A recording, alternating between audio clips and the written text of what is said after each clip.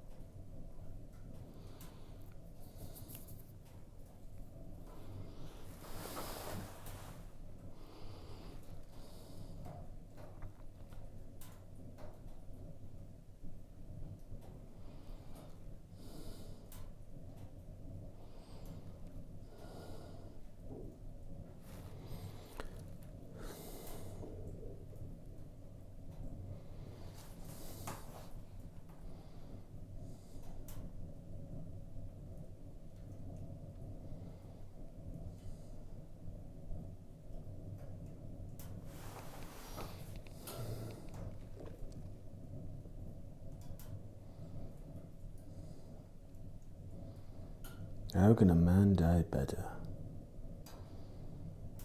than for the ashes of his doobs?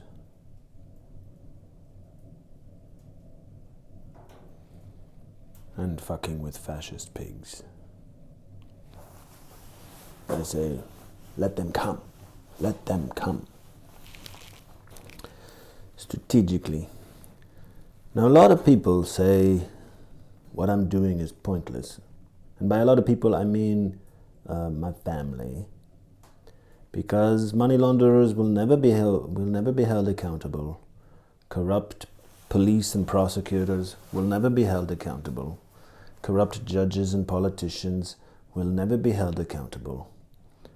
And it's just pointless to try to do anything against corruption. Well, we're gonna see. I say, test this theory out, first of all. Like, maybe it's very unlikely anyone will be held accountable, but, maybe not completely certain, and we should go and see if this is true. Second, I'm pretty sure all the money launderers and people I've exposed for corruption aren't happy about it. Like, imagine if you had all these documents published online where your name appears and you're directly accused of helping to launder money or directly accused of clear crimes with the evidence attached. I don't think that's makes these criminals happy. I'm pretty sure it actually makes them paranoid. Because maybe they don't fear the law, but that's not the only thing they have to fear. They must also fear each other. Because risk analysis is, you don't just react to what there's a guarantee about. You react to what the probability of the risk is multiplied by the impact if the risk is actualized. So even if criminals are 99% sure that police in the entire world are probably going to cover up their crimes, there's still that 1% you got to worry about. Then even if they're 99% sure they're not going to turn on each other, start killing each other, make off with the money, or then silence people before they go to the cops proactively, out of fear of the 1% chance the cops are actually doing something, right? You got to worry about that 1% chance. And I'm pretty sure the chances are much greater than 1% that the cops do something and these criminals turn on each other. There, evil is my ally in this affair. For strategically, the first phase of fighting these money launderers was very difficult because you end up in a situation you don't know who to trust. You go to Transparency International, and Transparency International just gaslit me for a year that they'll set up a meeting and we'll go through everything, and that's clearly legitimate questions for how the government has been handling this. That certainly worth at least asking for an explanation about. And they just gaslit me for a year and then did nothing. And then my own attorney, cops, give me a letter saying to go through the evidence of the money laundering with an attorney and have the attorney report it. Now, why would a private citizen need to pay for analysis of money laundering? Already unclear, but okay, I'll do it. Police instruct me to get an attorney to analyze the money laundering evidence. I get an attorney. After about 24 refused to help me, and mostly after seeing the evidence, right? They had no problem helping me until they saw that I had evidence backing up my claims. Because what they expect is there's no evidence, and they can explain that there's not enough evidence to file a criminal complaint and so on, and it's best just to negotiate. It's not that they doubt the corruption and the money laundering is happening, and that the corporate world is laundering money for organized crime. Like, that's not what they have a problem believing. But they assume there's not enough evidence to do anything about it, and that they can just go and negotiate a deal. That's what the attorneys I talk to kind of want to do. But then once they see there's evidence, then they can't help. And how crazy is that? That you can't help. You can help somebody before you see that there's evidence to back up what they claim, but once you see that there is actual evidence to back up your potential client's claim, then you can't help. It's already. But eventually, I get an attorney by kind of downplaying that I want to report the money laundering. And then he agreed, but then, I get into it because the priority is negotiating. Because the main money launderer left the company at that point, so I was totally fine with settling with the remaining board members. Well, and with the company itself, which I could reach a settlement with, doesn't change the liability of individual board members for helping to launder money anyways. It just makes it self-dealing. Because settling with the company is not settling with individuals. And then he doesn't negotiate. I'm like, there was an offer on the table that I said was fine, was good enough. Wasn't my preferred outcome. So I said, go try to negotiate my preferred outcome, and if they stonewall, just take their deal, no problem.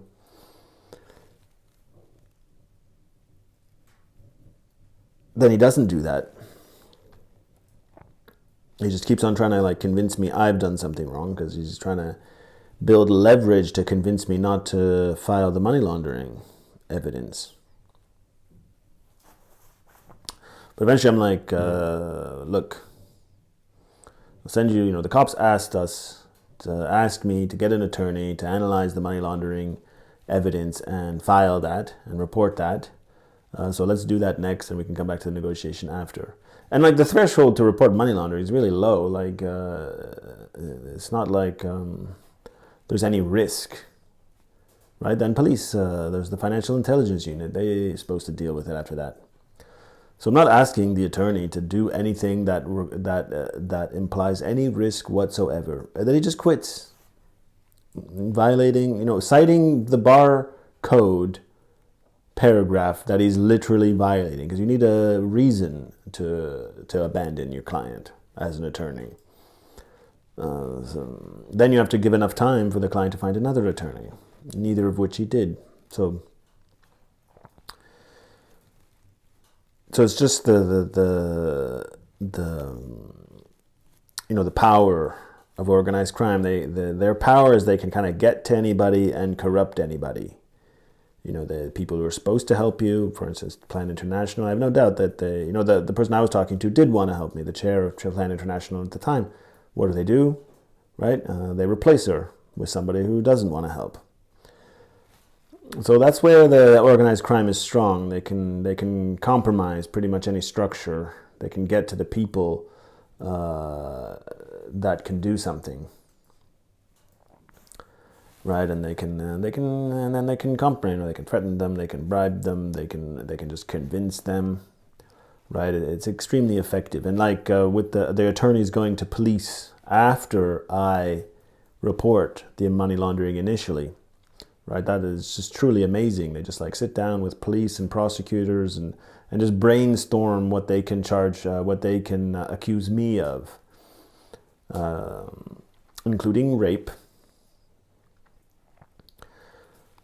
It's just so wild. So anyways, you end up with this point is, like I'll get into all those details later, but the point is, the strategic dilemma I end up in as a witness to organized crime, trying to do something about it, is who to trust. You go to people who are supposed to be impartial or supposed to be helping you, like your own attorney, right? And they gaslight you and even willing to commit crimes to harm you.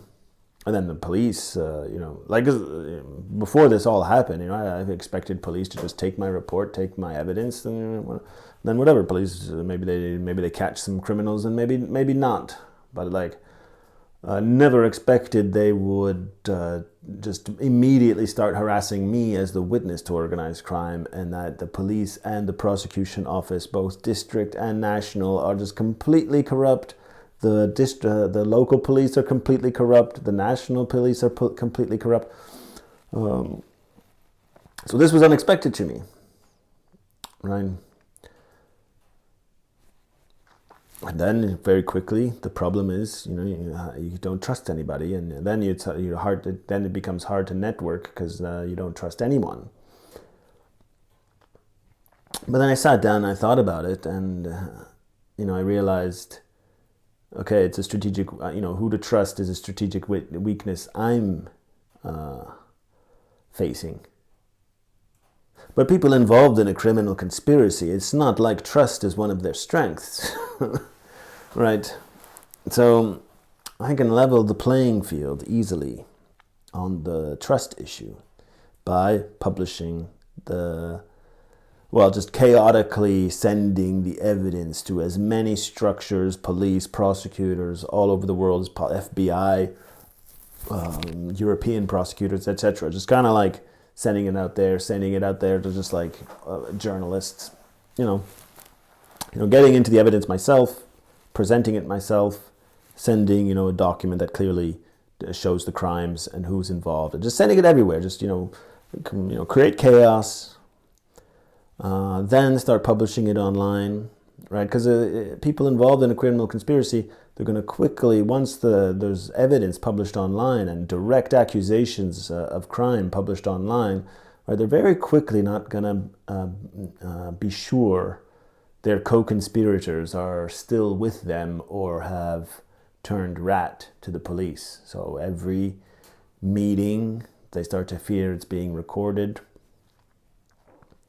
start to fear they're being surveilled, right? And these fears build up even if police aren't doing shit, right? Because that's the thing about risk. Like, I have to deal with the risk they find me and murder me, but they have to deal with the risk that police are surveilling them and maybe even catch them in their plan to find me and murder me,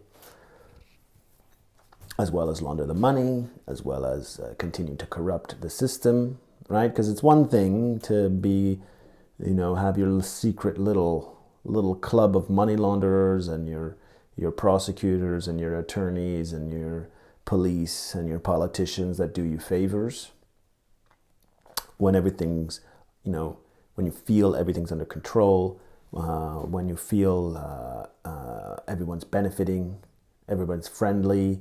Any particular crime, when you think about it, you're like, yeah, I got a good plausible deniability defense for that, right? It's one thing when confidence is high when you're running a criminal conspiracy. It's another thing when things are just chaotically being disclosed on some dude's LinkedIn profile, that who keeps on not dying. That's also going to disturb them, Because the expectation is you start publishing evidence of money laundering, and we're talking a lot of money laundering, hundreds of millions of dollars, if not billions of dollars in money laundering. The expectation people have is, that person's going to get whacked. But, it's not so easy to kill somebody,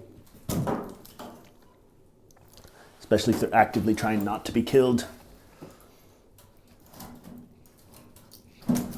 Then you have to worry about the person you're hiring to do the assassination. They might be police. Everybody, very quickly, everybody could be police or working for or informing police.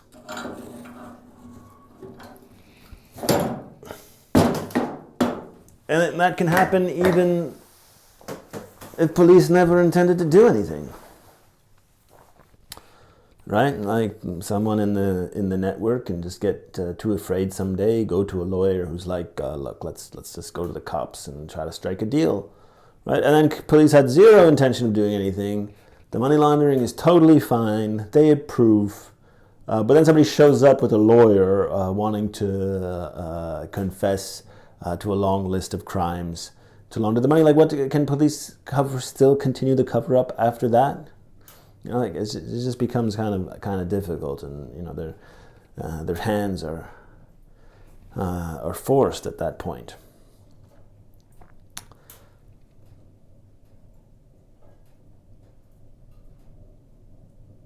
So it all boils down to Assange's applying the network theory of criminal organizations. That whistleblowing prevents decision making and induces paranoia and disrupts the cognitive flow of the network. So I became a whistleblower.